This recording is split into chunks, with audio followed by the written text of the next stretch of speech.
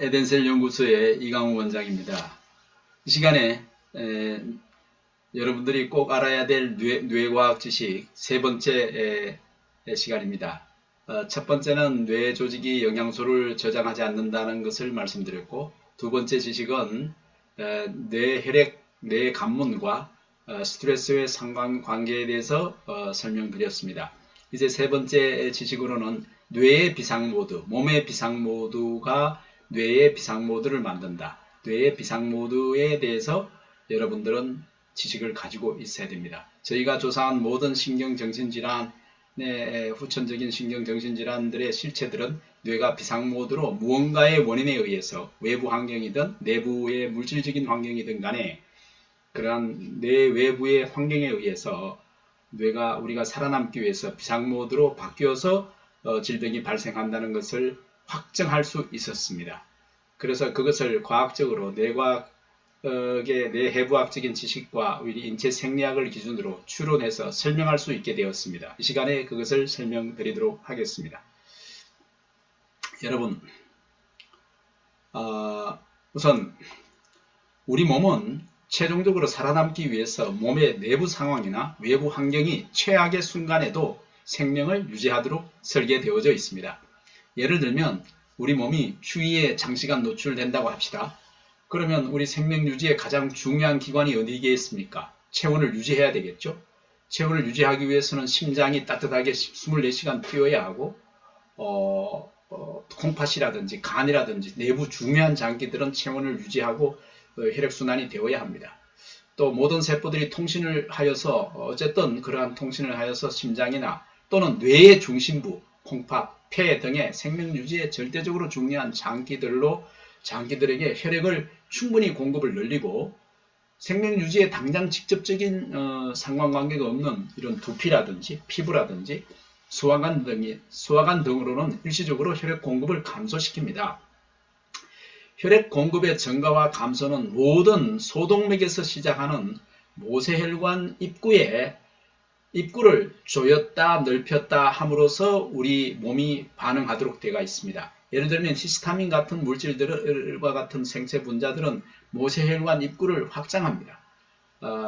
자, 그림을 한번 보실까요? 제가 이미지를 하나 불러오겠습니다. 자, 우리 몸의 혈관의 기본적인 구조는 다음과 같이 되어 있습니다. 그림에서 보듯이 이 큰 동맥은 대동맥입니다. 심장에서 나오는 대동맥들입니다. 온몸으로 퍼져나가는 대동맥들이 있겠죠. 하지 방향으로 가는 거 있고 상체 방향으로 가는 거 있고 대동맥들이 나오고, 대동맥에서는 항상 또 소동맥의 가지들이 이렇게 소동맥이 나옵니다. 자, 이것이 모식적으로 그린 것인데 소동맥이 나옵니다. 소동맥에서 이제 또 옆에 가지들이 나와서 실핏줄이 시작이 됩니다. 여기 실핏줄 속 모세혈관이 소동맥에서 시작되는데, 모든 모세혈관이 시작되는 부위에 모세혈관 이전 조임 근육이 붙어 있습니다. 근육이 쪼였다 넓혔다 하는 근육이 모든 모세혈관 입구에 붙어 있습니다. 모세혈관은 실핏줄인데 그 근육질로 되어 있지 않습니다. 소동맥이나 대동맥은 근육처럼 혈관이 스스로 늘어났다 수축했다가 이렇게 그 안에 근육층이 들어 있습니다. 실제로. 그러나 실핏줄은 그런 게 없습니다. 단순하게 세포들만 단 한 개의 세포들로 연결되어 있는 것이 실핏줄들입니다. 이 모세혈관들은 확장을 하려면 입구를 수축시키거나 확장하거나 해서 만약에 이쪽 부분에 혈액이 좀 더 많이 필요해서 혈액을 보내야 될 것 같으면 우리는 요 실핏줄의 모세혈관 입구를 확장하게 됩니다. 그래서 우리는 항상 외부 환경에 대해서 또는 내부 환경에 대해서 환경 변화에 따라서 우리 몸이 비상모드 체계로 바뀔 수가 있습니다. 예를 들어서 추위에 노출된다든지 차가운 물에 빠져서 추위에 노출된다든지 또는 출혈을 한다든지 땀을 많이 흘린다든지 물을 많이 못 먹어서 수분이 모자란다든지 설사를 많이 해서 전해질이 많이 빠져나갔다든지 이런 우리 몸에서 어떤 중요한 분자들이 많이 빠져나갔다든지 외부 환경이 위험에 노출되었다든지 할 때에 우리 몸은 살아남기 위해서 이 모세혈관을 열었다 닫았다 해서 중요한 장기로는 모세혈관을 확장해서 시간당 피를 더 보내고 산소와 피를 더 보내어서 산소와 영양 공급량을 늘리고 반대로 중요하지 않는 곳에는 반대로 혈관을 수축시키게 되어 있습니다. 그래서 사실은 이런 것들이 외부 환경에서 우리가 비상 상황일 때 우리 몸이 살아남기 위해서 이래 비상 모드로 바뀌기도 하지만 내부 환경이 예를 들어서 전해질이 빠져나갔다, 물이 빠져나갔다, 또는 어떤 영양소가 절대적으로 결핍되었다. 그러면 모든 37조 개의 세포가 충분히 사용할 수 없는 상태가 되기 때문에 이것을 자원을 나누어서 골고루 나누어 쓰면 중요한 장기의 영양 공급이 줄어들어서 우리가 생명을 잃을 수 있습니다. 그것이 중요한 장기가 우선순위가 거의 생명의 우선순위가 사실상은 우리가 정해져 있습니다. 우리는 사람이 사망할 때 어떻게 사망하는지 보면은 알 수 있습니다. 생명의 우선순위는 심장이 멎으면 생명이 끝나는 거죠. 그리고 뇌사 상태, 뇌가 완전히 기능을 못하는 뇌사 상태가 되어도 생명의 기능이 끝나는 겁니다. 그러므로 뇌의 중심부, 생명 중추가 있습니다.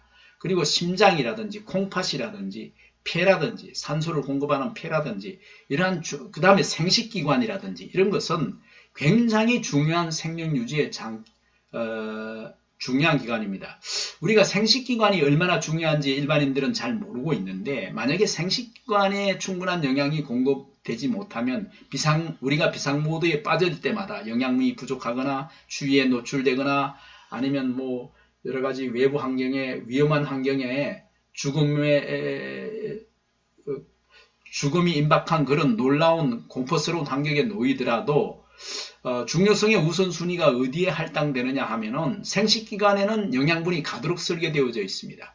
왜 그러냐 하면은 만약에 생식기관에 충분한 영양분이 안 가서 난자를 생산하는 기능이나 정자를 생산하는 기능이 수dob된다면, 기능이 마비된다면 우리 인류는 멸종하고 말 것입니다. 그러므로 사실은 우리가 상상하는 이상으로 생식기관은 굉장히 생명 유지장치 중에서도 중요한 종족의 번성을 위해서 중요한 장기라고 말할 수 있습니다. 그러므로 우리 몸이 내부 환경, 즉 영양학적인 불균형이 지속이 되어도 어떤 영양소가 심각한 불충분이나 만성적인 불충분이나 또는 심각한 결핍, 완전히 우리 몸의 재고량이 바닥난 상태에서는 몸이 비상모드로 바뀌게 되어 있습니다. 그리고 그에 따라서 뇌도 비상모드로 바뀌게 되어 있습니다. 그래서 다시 뇌 영상 그림을 하나 보시겠습니다. 우리 뇌는 또 하나의 가장 중요한 생명 유지 기능이라고 할 수 있지만은 뇌는 그래도 중요한 신체 부위이기는 하지만은 뇌 중에서도 이 커다란 뇌 중에서도 중요성의 우선순위가 따로 되어져 있습니다. 이를테면 이 뇌 안에 사실은 이 전두엽 쪽에 이 바깥 부분에 이 전두엽 쪽에는 생명 유지 장치하고는 거리가 멉니다. 사실 이 전두엽 쪽에 내가 만약에 이쪽 종두엽 쪽에 총을 한 방 맞는다 이렇게 해서 화살이 관통된다 하더라도 우리는 죽지 않습니다. 그러나 이 안에 보이는 생명 유지 장치가 있습니다. 이 안에 시상이 있고 시상 하부가 있고 여기 그 다음에 뇌관을 중심 뇌줄기라고 하는데 뇌관을 중심으로 소위 파충류 뇌라고 하는 뇌의 중심부가 있습니다. 여기는 바이탈 센터입니다. 바이탈 센터를 다시 한번 보시겠습니다. 주로 여기 브레인스템이라고 하는 부분입니다.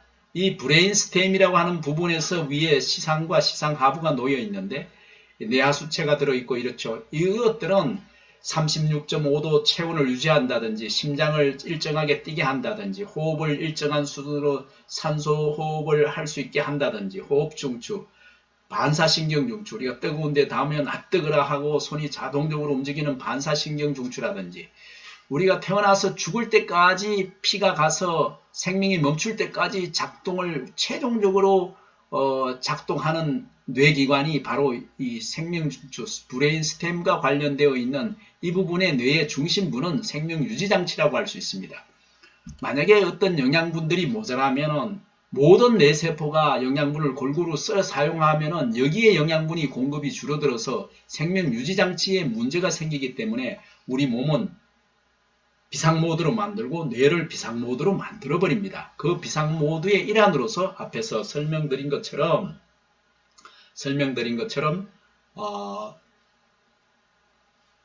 모세혈관을 뇌의 중심부로 가는 모세혈관을 확장하고 모세혈관을 어딘가는 모세혈관을 입구를 확장을 왕창 해버리면 반드시 다른 곳은 반드시 그만큼 수축이 되어야 됩니다. 수축이 되지 않고 같이 확장만 된다면 그걸 우리가 쇼크라고 합니다.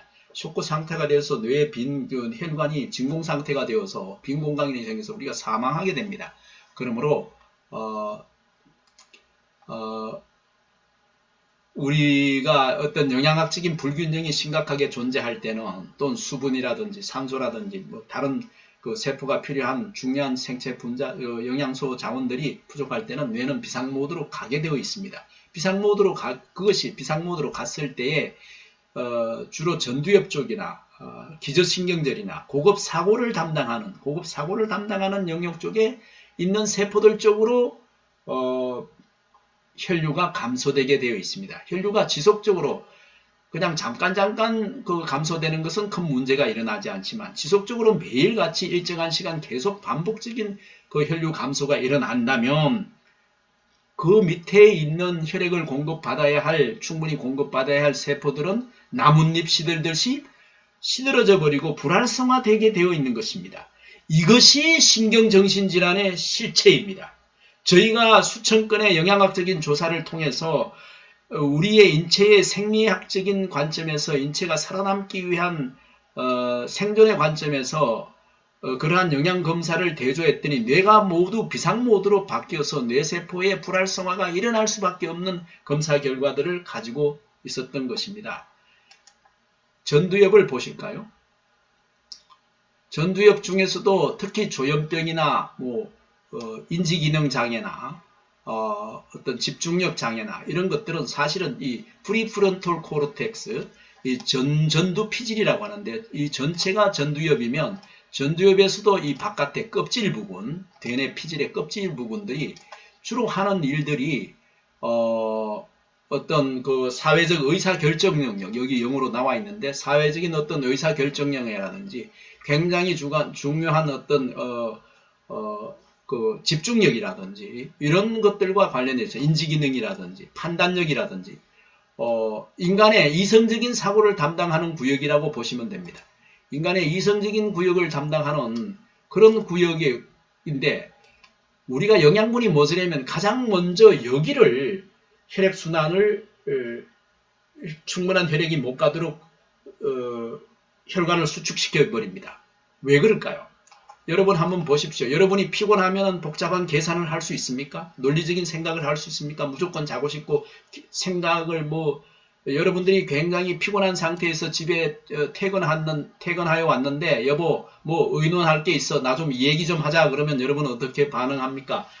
지금 머리 아파. 지금 귀찮아. 나중에 하고 복잡한 생각을 하기 싫어하죠. 벌써 여러분의 뇌가 하루 종일 지쳐서 피곤해서 비상모드로 빠진 것입니다. 전두엽 쪽에 피가 충분히 안 가고 있는 것입니다. 그래서 그런 논리적인 사고를 하기 싫어진 상태입니다. 우리는 이 전두엽 쪽에 쉽게 피를 안 보내도록 영양학적인 불균형이나 과로했거나 피로물질이 쌓였을 때 전두엽 쪽으로 피가 충분히 안 가도록 그렇게 우리 몸은 살아남기 위해서 그렇게 비상모드 체계를 만들어 두었습니다. 그래서 여러분들은 이제 뇌의 비상모드를 이해하시기 바랍니다. 먼저 몸의 비상모드로 바뀝니다. 그 다음에 뇌가 비상모드로 바뀝니다.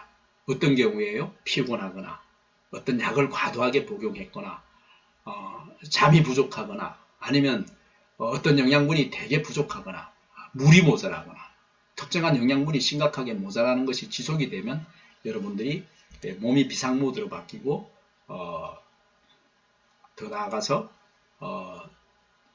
뇌가 비상모드로 바뀐다는 것을 명심하시기 바랍니다.